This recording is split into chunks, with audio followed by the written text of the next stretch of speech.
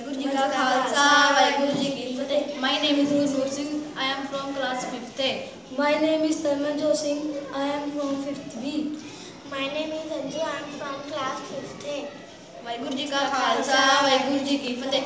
साके ता बहुत होए साका वखराए सरहंद दा जरा गौर नाल पढ़ियो लै इतिहास ओ पापन कंद दा।